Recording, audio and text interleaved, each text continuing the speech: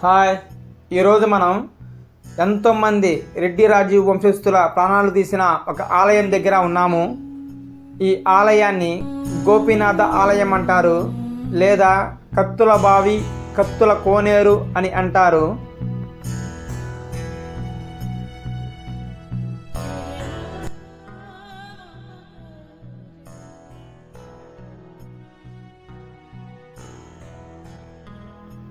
ఈ కత్తుల బావి గుంటూరు జిల్లా ఎడ్లపాడు మండలం పెరంగిపురం గ్రామం దగ్గర ఉందండి. ఈ గోపీనాథ ఆలయం మరియు చుట్టుపక్కల ప్రాంతాలన్నీ కొండవీడు సామ్రాజ్యమైన రెడ్డి రాజుల పాలనలో ఉండేవి. ఆ తర్వాత ఈ రాజ్యంపై శ్రీకృష్ణదేవరాయలు దండయాత్ర చేసి ఈ రాజ్యాన్ని స్వాధీనం చేసుకొని ఆయన మంత్రి అయిన రామయ్య భాస్కరుడికి పాలించమని ఇచ్చారట. ఆ తర్వాత శ్రీకృష్ణదేవరాయల కాలంలోనే ఈ గుడి నిర్మాణం జరిగిందని అంటారు. ఈ మధ్యలో పెద్ద నంది విగ్రహం ఉండేది. ఆ విగ్రహాన్ని దాని తల నరికివేశారు. ఇప్పుడు ఆ విగ్రహం మన మ్యూజియంలో భద్రపరిచి ఉన్నారు.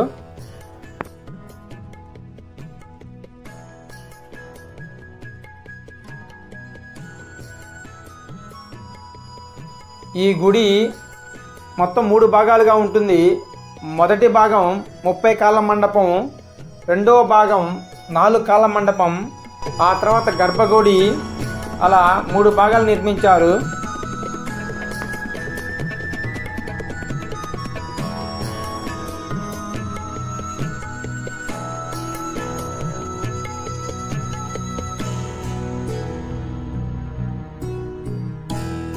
ముందుగా ఇంత పెద్ద గోపీనాథ ఆలయాన్ని నిర్మించి ఆ గర్భగుడిలో కత్తుల బావి కట్టడానికి గల కారణం తెలుసుకునే ప్రయత్నం చేసినప్పుడు ఒక్కొక్కరు ఒక్కొక్క కథ చెప్పడం మొదలుపెట్టారు.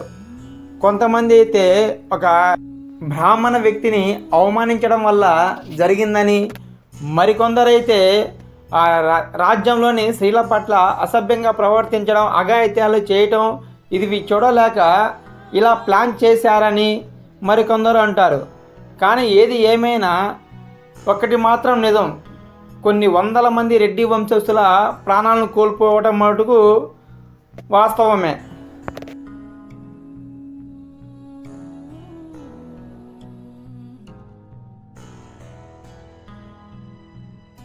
ఇదే 4 కాళ్ళ మండపం. ఇక్కడే హోమం చేసేవారట.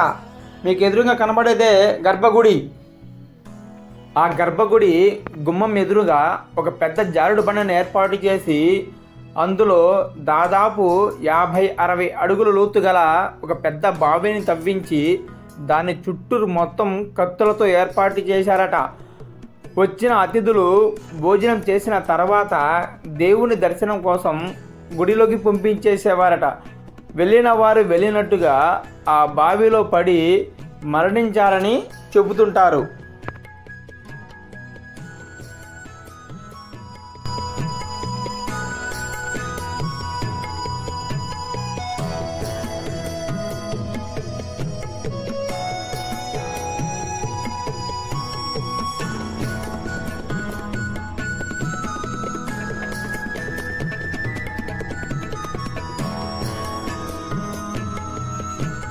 మీరు చూస్తున్నది వెన్నముద్ద కృష్ణుడు.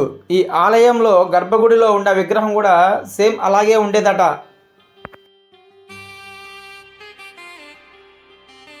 ఈ గుడిలో అనేక దేవీ దేవతల యొక్క విగ్రహాలను చెక్కబడి ఉన్నాయి.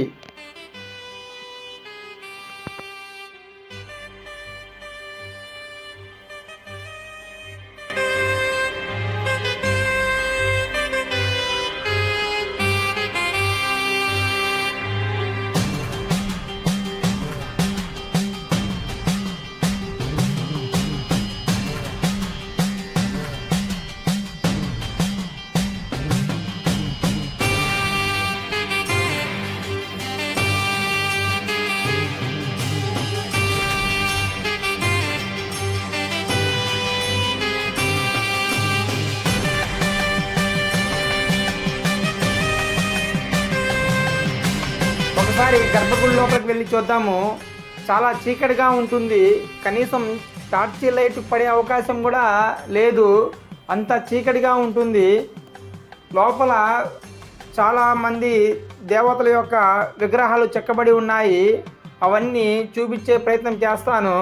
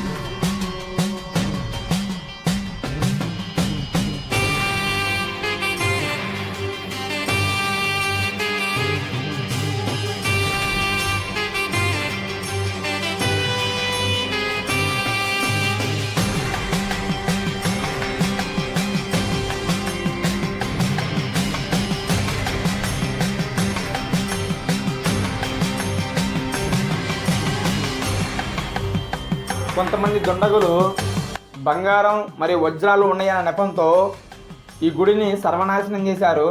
అదేవిధంగా ఇక్కడున్న శిల్పకళను, విగ్రహాలను ధ్వంసం చేశారు.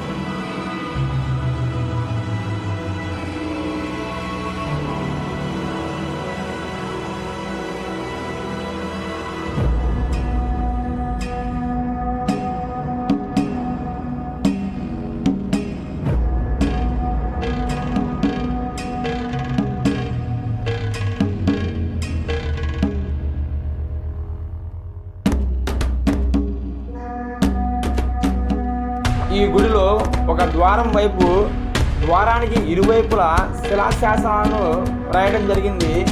ఇందులో ఈ గుడి యొక్క పూర్తి చరిత్ర, ఈ గుడి నిర్మించగల ఉద్దేశము, ఇక్కడ రాజుల యొక్క చరిత్రని క్లియర్గా రాయడం జరిగింది. అది తెలుగులోనే ఉంది.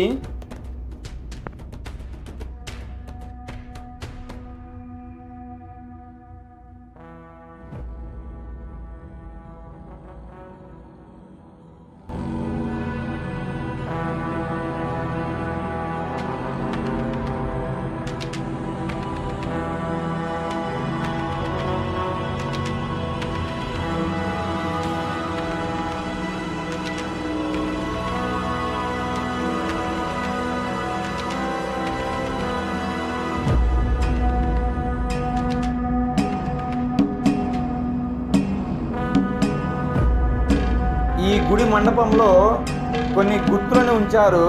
కొందరైతే ఇది మ్యాప్ అంటారు, మరికొందరైతే ఇది ఆట కోసం వాడి ఉంటారు అని చెప్పి అంటూ ఉంటారు. ఇది గమనించి చూడండి, ఇది ఆంజనేయ స్వామి వారి బొమ్మ.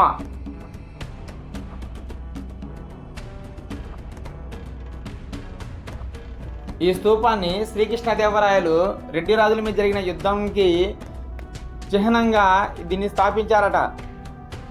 ఈ స్తూపాన్ని లైట్ హౌస్గా కూడా వాడేవారు. ఇక్కడ శ్రీకృష్ణదేవరాయలు దాదాపుగా 6 నెలల పాటు యుద్ధం చేసి ఈ రాజ్యాన్ని కైవసం చేసుకున్నారంట. మీకు ఎదురుగా కనబడేవే కొండవీటి సామ్రాజ్యం మరియు కోటలు అంటారు.